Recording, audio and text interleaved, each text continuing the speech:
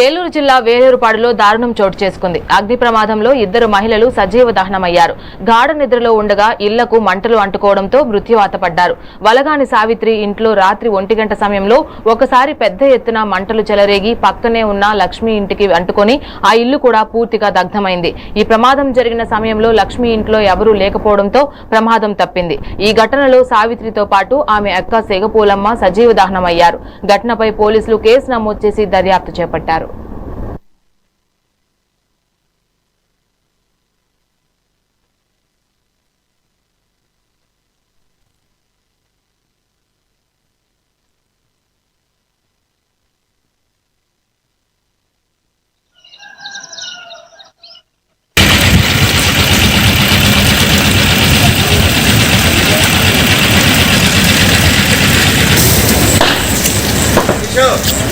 వచ్చే దాంట్లో కూడా గ్యాస్ ఉంటుంది.